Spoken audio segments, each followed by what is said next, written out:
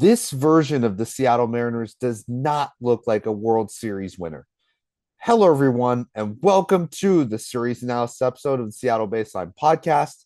My name is Julian Smith, and I'm running solo today. Man, I've got to say that was a rough series to watch, and the Boston Red Sox kind of dominated us.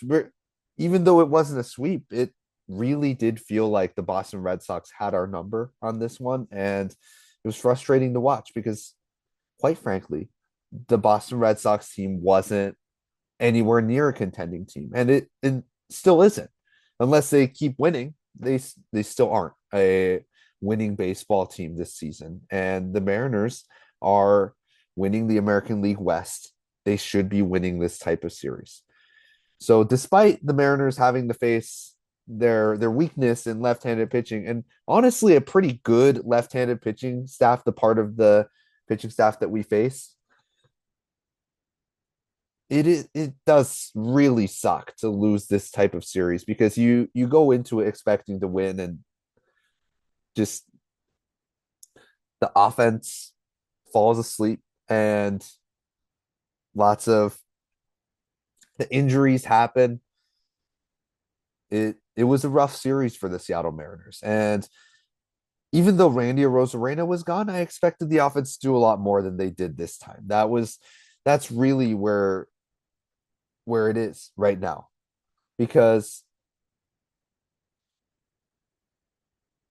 Aroldis Chapman never came out. He never had to come out because the Mariners were either it was either the one game that the Mariners won, or the Mariners were getting almost dominated by the Boston Red Sox pitching staff. And at that point, Aroldis Chapman doesn't even need to come out. They're dominant closer. So that was a rough series to swallow. And but there were some good parts. I want to talk about Dom Canzone because he played incredible. The home run that he hit, finally, that was the slug against lefties that he was missing. And he's now a lot more consistent from both sides of the plate, and that's something that I want to see more of from Dom Canzone, because the in 18 at bats against lefties, he's actually had almost a 400 on base and a 375 slug, which puts him right at 780 OPS. That's a pretty good OPS. That's above average. That is exactly where you want to be for your middle to bottom of the lineup hitters. And then obviously against right-handed hitters, Dom Canzone has been incredible. So even though, despite the injury and him having to come out of the game, Dom Canzone at this point looks extremely, extremely productive as a hitter, and I want to see a lot more of it. So I'm hoping that Dom Canzone's injury isn't too bad. It seems like it isn't. The hamstring strain doesn't seem like it's a major deal.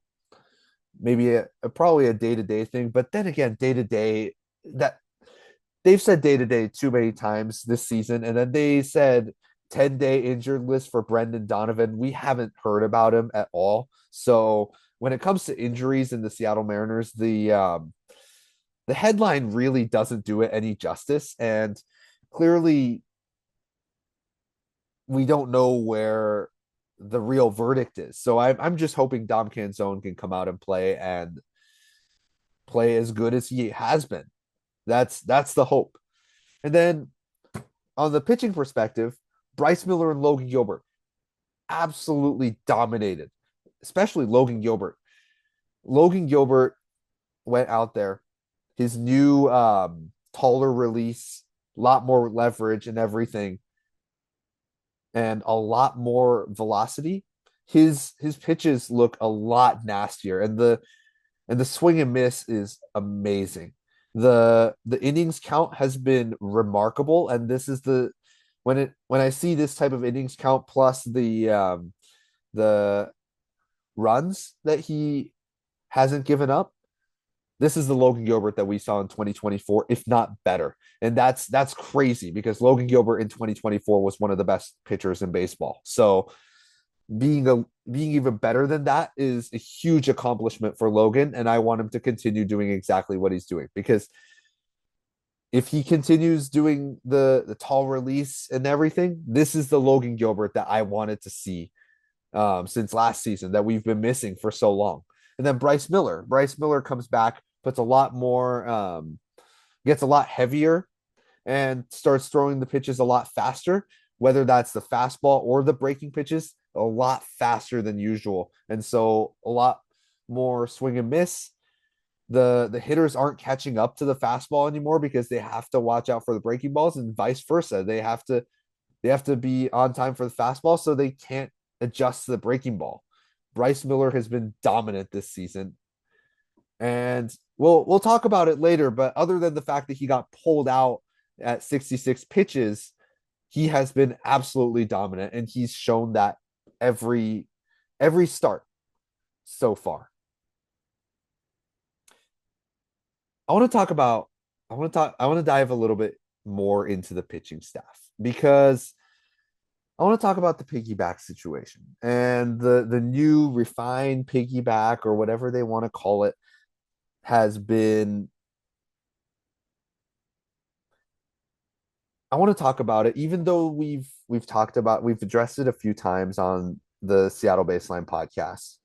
I want to talk about it here because I think it's gotten to a point where it's taking a huge emotional toll on the Seattle Mariners pitching staff, and it's it's going to be a problem. It's going to be a huge problem, because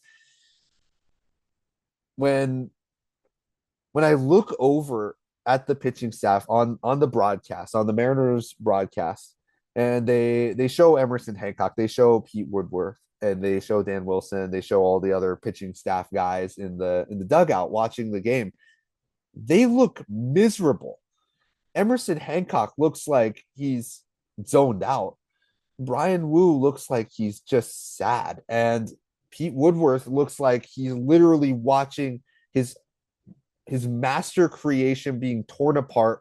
And then Dan Wilson has to execute the orders because he's the manager of the team, even though he basically doesn't have any say in what goes on with with the pitching decisions. When it comes to the piggyback, it seems like the upper management has explicitly told the management what their job is, and they have to execute exactly that strategy. And so no manager wants to pull somebody that's gone 3 hits and 1 run in 5 innings with 66 pitches in the fifth inning. Nobody wants to do that. And then one guy that I didn't mention earlier is Logan Gilbert. Logan Gilbert hasn't shown much emotion when it comes to this. And I think, being the ace of the pitching staff and being the leader, he's taken upon himself to be the emotional, steady guy in the pitching staff, because that used to be Luis Castillo, who's clearly lost it now. He's not the calm guy that we knew him for. He's not the guy that walks slowly to the dugout and kind of gives you that presence and that calmness. That's not the same guy that we have now. Now we have the guy that's chucking his glove in the dugout because he doesn't agree with the decisions made by the managerial staff. And I think what we're seeing right now is an emotional crumble when it comes to the Mariners pitching staff. Ryan Wu came on the air, or came into an interview and talked about the mental struggles of the Mariners, and how the fulfillment that he wanted, oh, really the biggest fulfillment he had was being able to talk to the kids in the hospital. That I think that's really cool. But then again, it comes to show that the mental toll that goes on in whether that's pitching or batting is immense. The amount of work these guys put into being elite, and the Mariners pitching staff is one of the most elite pitching staffs in the league. To be this elite, you have to put in a lot of work, and clearly Bryce Miller has. And they're They don't care if he's throwing 66 pitches or 90 pitches. They're going to pull him either way because they need to put in Luis Castillo, who doesn't have a job right now, which I think he should as a part of the bullpen. Dan Wilson has his hands tied. Jerry Dipoto seems to be trying to either he he has pressure to keep Luis Castillo as a non-bullpen arm, not a traditional reliever because of his value when it comes to trade, which I disagree with because would you rather want Edward Brizardo or the current version of Luis Castillo? I'd take Edward Brizardo every time. But the thing that makes me most passionate and most upset at this is the amount of work that goes into being a ace level starting pitcher, the same way that Brian Wu has been, the same way that Logan Gilbert has been, the same way that Bryce Miller has been. These guys have put in countless hours, whether it was Bryce Miller injured, puts on weight from the injured list, or if you're Brian Wu, who is a young guy who's trying to become an ace in the organization, Logan Gilbert, who already has the pressure of being an ace for the Mariners.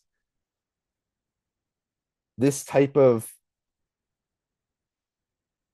the celebration of mediocrity when it comes to the piggyback situation is awful. And I stand by this point that the piggyback situation is completely garbage. Last week the Mariners came out and they said, "Hey, the pitching staff sat down and they talked about the piggyback situation and they decided that they wanted this new piggyback style." They said it as if the Mariners pitching staff was all on board with it. I don't think they are. I really don't think that they are because the Mariners pitching staff does not look happy. Bryce Miller has to throw a ball to artificially increase his pitch count while Luis Castillo is taking his job and doing pretty poorly at it. It's who why does he have to throw a ball to artificially increase his pitch count because he's not conditioning himself for the next time he comes out? That is stupid. That is really stupid. And the and I this is what I think happened. I think they were told, "Hey, there's you either have Bryce Miller and Luis Castillo be the piggyback partners, or you have everybody be piggyback partners. You have two choices. Choose one." And they talked through it and they decided on one. I think that's what happened. They left out that first part because that first part is what shows blueprint of the blueprint of not being able to put out the best product possible. The limitation blueprint is that's exactly what it is. And so I think that's what makes me mad because man, the amount of work that these guys put in and the skill set that they have, they should not be having to play this way where they're accommodating for a pitcher that they think uh, they shouldn't put in as a relief pitcher because they want to keep his name value. That's not how this works. They need to start wanting to win. They need the drive to and the urgency to win now. And while the piggyback is happening, that I just don't see that happening. And that's my biggest concern when it comes to this pitching staff. And I think the emotional reality of this is that the Mariners pitching staff doesn't have a leader and they're crumbling because they're basically being sabotaged. And Pete Woodworth has to watch his excellent creation, a version of Bryce Miller that went 8 innings when the piggyback didn't happen, crumble. That's what I think. but let's move on because I think I've talked enough about the piggyback. I'd love to know what you guys think. I'd love to know if you guys are as mad as I am because I genuinely I am beyond mad of at what's going on right now. Every time I see Pete Woodworth's face on TV, every time I see Bryce Miller's face on TV, it makes me mad and it rages me because this is not, they are forcing them to be sabotaged. That's uh, I'm gonna cut that there because I can go on and on about this and I can basically repeat myself over and over. But let's move on to the Pirates series because my my buddies over at Penn State, this team is your team. So I'm kind of excited to talk about the Pittsburgh Pirates. When it comes to teams that my friends watch and I kind of watch on their TV, the Pittsburgh Pirates are always on. So this is going to be pretty fun. First of all, we miss Paul Skeens. Great. We don't have to face him. That's awesome. And the version of the pitching staff that we face, the three pitchers that we face, are not their top tier pitchers, except for Braxton Ashcraft. Braxton Ashcraft is the one guy that we really need to watch out for when it comes to this pitching staff. And I think the Mariners have it. The Mariners have the Mariners, I think, have the ability to beat him because he's a fastball slider guy, kind of similar to what Bryce Miller was before adding a bunch of those pitches. And he puts him in the bottom of the zone. A lot of our hitters thrive on bottom of the zone. And so I'm excited to see if Julio Rodriguez can let the slider go and then demolish the fastball, hunt that fastball. I think that's what the Mariners need to do. Whether you're looking at Cal Raleigh, Julio Rodriguez, Josh Naylor, you need the Mariners batting needs to select one pitch from the pitcher's arsenal and absolutely attack it. That's how the Mariners are going to win this. And with the part of the pitching staff that the Mariners are deploying, which is uh, George Kirby, Brian Wu, and I believe it's I believe it is Hancock. No, Miller. Sorry, Bryce Miller. Um, Kirby, Wu, and Miller. This is a pretty good part of the pitching staff, especially Miller, and I think that the Mariners should have the ability to win this series, despite the Boston Red Sox having a losing record and the Pittsburgh Pirates having a equal record. I think this series is going to be a little bit easier than the Red Sox series that we had previously. And so I'm I'm pretty confident that the Mariners can win this series because when it comes to their batting, our pitching staff can shut them down. And then when it comes to their pitching, other than Ashcraft, the Mariners should have this. The Mariners should be able to beat the opposing pitchers, whether it's Mitch Keller or it's Bubba Chandler. So I think the Mariners have it. Let me know what you guys think. Let us know what you guys think. Do you guys think the Mariners and the Pirates are pretty evenly matched, kind of the way that the records say that we are?